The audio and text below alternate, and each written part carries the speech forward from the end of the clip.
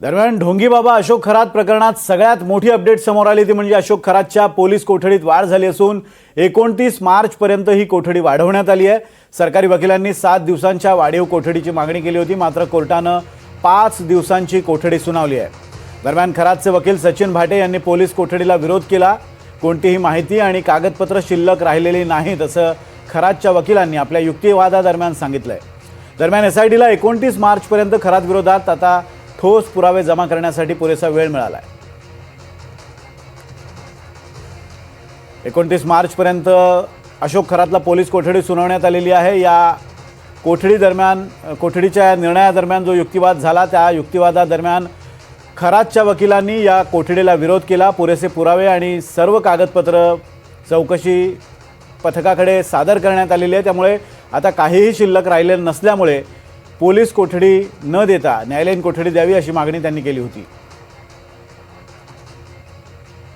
अशोक खरातला 29 मार्चपर्यंत पोलीस कोठडी सुनावण्यात आली। आज दुपारच्या सुमारास अशोक खरातला ज्यावेळेला कोर्टात सादर केलं गेलं त्यावेळेला बाहेर काही महिलांचा जमाव सुद्धा जमला होता। सामाजिक कार्यकर्त्या तृप्ती देसाई यांनी सुद्धा अशोक खरातला ज्यावेळेला कोर्टात सादर केलं त्यावेळेला आक्रमक भूमिका घेत त्याच्या फाशीच्या शिक्षेची मागणी केली आहे।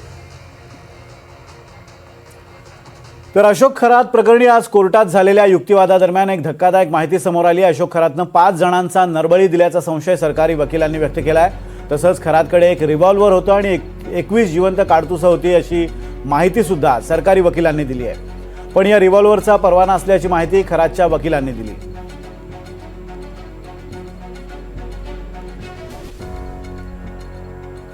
आणि या संदर्भात बोलण्यासाठी आपले प्रतिनिधी प्रांजल कुलकर्णी आपल्या सोबत आहेत। प्रांजल, अतिशय धक्कादायक बाबी समोर आलेल्या आहेत। आजच्या युक्तिवादादरम्यान सुद्धा सरकारी वकिलांनी काही दावे केलेले आहेत। या दाव्याविषयी सांगत मात्र मुख्यमंत्र्यांनी जो उल्लेख केला की 5 नरबळी दिले असल्याचा संशय व्यक्त केला जातोय आणि त्या अनुषंगाने सुद्धा चौकशी होण्याची गरज व्यक्त करण्यात आलेली आहे। काय अधिक अपडेट्स आहेत या संदर्भात?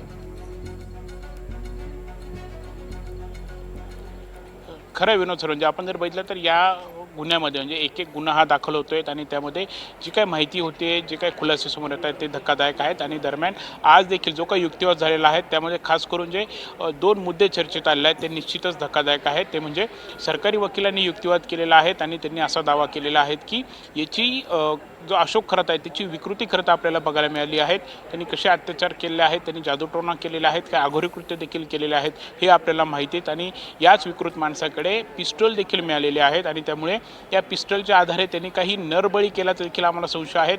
5 नरबळी त्यांनी दिलेले आहेत असा आम्हाला संशय आहेत। आणि या 5 जणांच्या नरबळीच्या पार्श्वभूमीवरती पुन्हा एकदा पोलीस कोठडीची गरज आहे असं त्यांनी म्हटलेलं आहे। आणि त्यामुळे निश्चितच ही धक्कादायक बाब आहेत, कारण त्याचा जो काही आलिशान फार्म हाऊस आहे मिरगावचा, तिथे ही पिस्तल मिळालेली होती। काही जिवंत काडतुसे मिळाली होती तर काही वापरलेली काडतुसे मिळालेली होती। आणि त्यामुळे जी काही वापरलेली काडतुसं असतील त्यांचा वापर नक्की कशासाठी करण्यात आलेला आहे।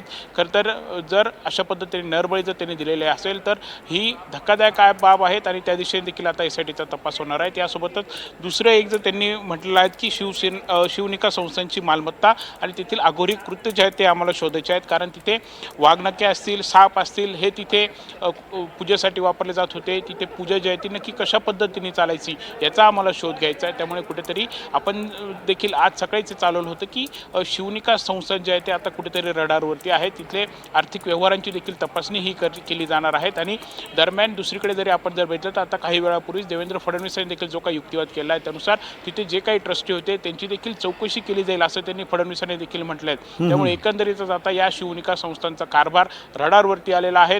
तिथे त्याच्या बँक अकाउंटवरती खरं तर ब्लॅकचं मनी व्हाईट केला जातोय का असा देखील संशय हा व्यक्त केला जात होता आणि याच संपूर्ण दिशेने तपासात चालणार आहे। यासोबतच आज दुसरा देखील जो काही दावा झाला, जो काही युक्तिवाद आज न्यायालयामध्ये झालेला आहे तो म्हणजे की त्याची मानसिक विकृती तर झाली, मात्र यासोबतच हरिणाची कस्तुरी आणि हरिण शिकार त्यांनी केली आहे का आणि हे शोधणं आम्हाला आवश्यक आहे असं देखील त्यांनी म्हटलेलं आहे। त्यामुळे खरं तर हरणाची शिकार देखील त्यांनी केल्याचा संशय आहे. त्यांनी अनेकांना कस्तुरी देखील दिलेल्या आहेत असं त्यांनी म्हटलं आहे. त्या कस्तुरी जर आपण बघितली तर तिची किंमत देखील खूप असते आणि हरणाची देखील त्यांनी शिकार केले आहेत असं देखील त्यांनी म्हटलं आहे. त्यामुळे कुठेतरी आता पोलीस यंत्रणांचा म्हणजे SIT एकीकडे तपास करत आहे, क्राईम ब्रांच नाशिक पोलीस देखील तपास करतात आणि कुठेतरी हरणाची त्यांनी शिकार केल्याचा देखील संशय जो आहे तो व्यक्त केला जातोय. त्यासोबतच आता लैंगिक अत्याचार प्रकरणामध्ये डिजिटल पुरावे आम्हाला गोळा करायचे आहेत अशी देखील त्यांनी एक मागणी केली आहे आणि याच संपूर्ण आधारावरती 7 दिवसांची पोलीस कोठडीची मागणी ही करण्यात अगदी या आली. सगळ्या आधारावरती 5 दिवसांच्या पोलीस कोठडीला कोर्टानं मंजुरी दिली आणि आता 29 मार्चपर्यंत